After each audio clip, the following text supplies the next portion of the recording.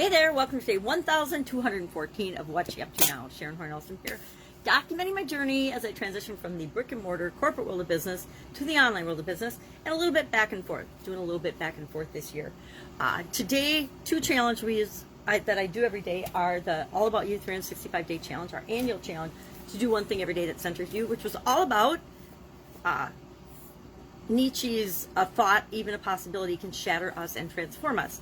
The power of thoughts in our mind and the impact that thoughts have on us to cause us to change, right? We all have the ability to change anytime about anything. We can change our mind and our thoughts and our beliefs and our feelings about anything, anytime, but we don't do it. We tend to not do it because our subconscious wants to just keep us running in circles, doing the same thing that we always do, and creating habits that keep us safe.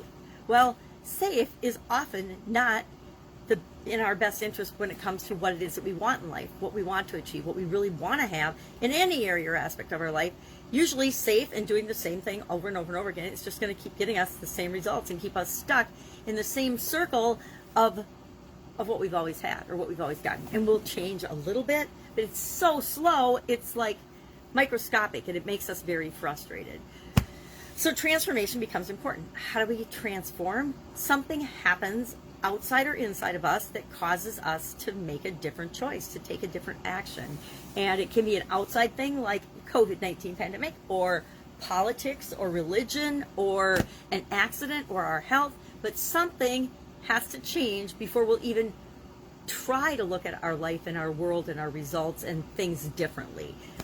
If everything's going along smoothly, hunky-dory, I call it, we don't make any changes. We don't make any progress. We just keep going in the circle and getting the same results that we've always gotten. And that makes us feel frustrated and uncertain, which causes us to feel like we're up in the air. Well, our idiom, our expression today, up in the air, comes from as far back as, a version of it in the 1700s.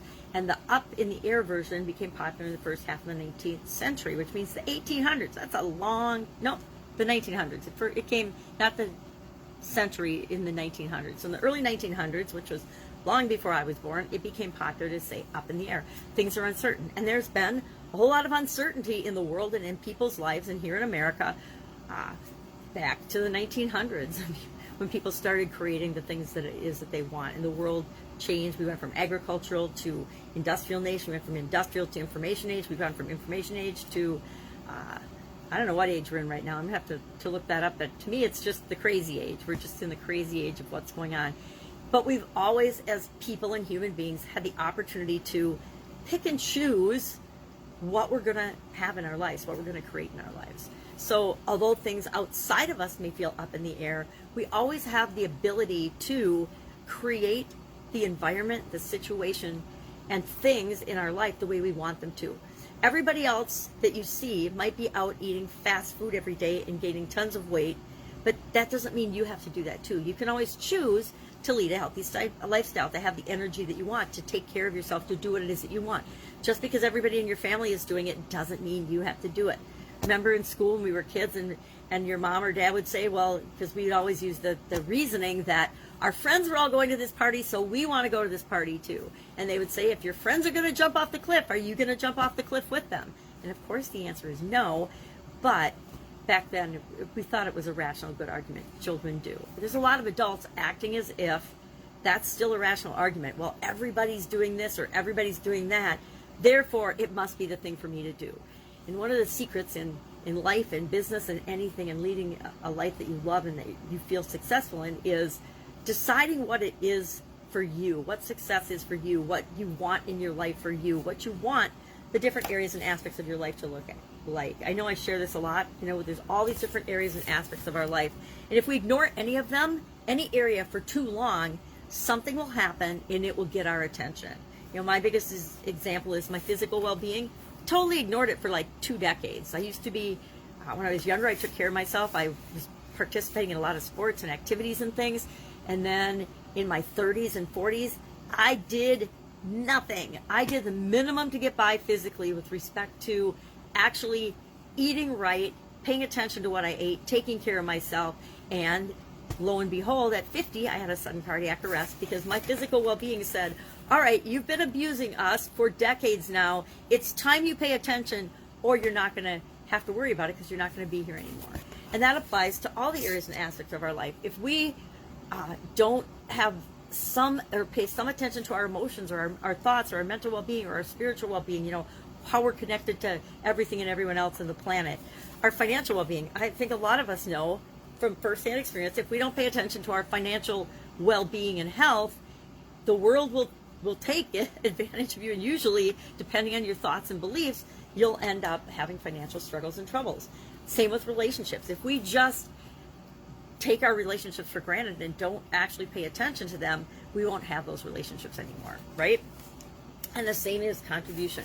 Usually we don't get to the level of worrying about or thinking about what are we contributing to the world until we have these other areas and aspects of our life at a level that we feel like we're not maybe super comfortable with, but that we're okay with, and we're actually getting some momentum and making some progress. So when my physical, mental, emotional, spiritual, and financial health are in order or moving in the direction that I want them to, my ultimate goal, then I'll think about, and relationships too. Then I'll start thinking about, okay, well, how could I do more? How could I be more? How can I contribute more? How can I make the world a better place, for goodness sake, for my family or those I love and care about? And then beyond that, how can I positively impact the world and leave some kind of a legacy?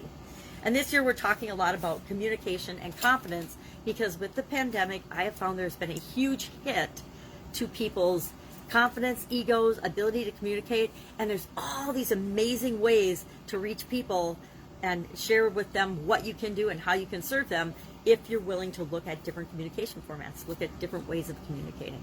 So although it feels like things are up in the air, we always have the ability to control what we can control and let the rest go. So can you control the weather? I don't know, it's raining outside right now, and if I could control the weather, it would be a sunny, beautiful, probably 78 to 80 degree day. But since I do not have the powers and the ability to do that, I just accept what the weather is, and I act accordingly. That's what we need to do with a lot of things in our life, especially things that are outside of our control. I don't know about you, but I have zero control over the COVID pandemic and the way it's being handled. So am I going to fuss and fret and complain and bitch and moan and push against that? Or am I going to say, how does this impact me, and what am I going to do about it? How am I going to make sure that my family and I are safe, and do it in a way that respects me and my goals and my values and my core values? That's all I need to be concerned about. You know, everybody else can do their thing, and I will do my own. That's called personal responsibility. We are 100% personally responsible for ourselves, our well-being, our choices, our impact on others. And if we're doing something to hurt other people, to me, my values, that's a line in the sand. It's not going to happen. I'm not going to hurt other people with my behavior and say, oh, it's my way or the highway. That doesn't work either. So working on those things, lots of things going on in the background, in the pipeline. Still not going to share until I know what's not up in the air and what's actually going to transpire and happen, or the direction that I'm going next. But if I can help you in any way, ask in the comments below or direct message me. I want to be that resource that if you are just frustrated, lost, or stuck, and you don't know what to do or who to ask next, I'm probably not the resource for you, but I can help hook you up with the resource that you need to get moving again, get momentum in any area or an aspect of your life that you might feel stuck or up in the air, too many balls and too many things going on that you're not sure how to handle.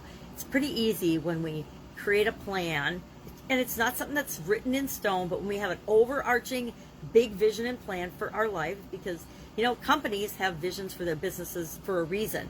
If we don't have a vision for our life and a plan for our life, it's saying that our life isn't as important as a random company or a random business. Well, it certainly is, and it's certainly more important to you. So we just have a plan, and then we go, what's next, and we just do those things, and we put systems in place to make sure that they happen automatically, and we stop overcomplicating our lives, because life really isn't that complicated. All right, have an awesome day. I'll be with you tomorrow to let you know what I'm up to. Take care.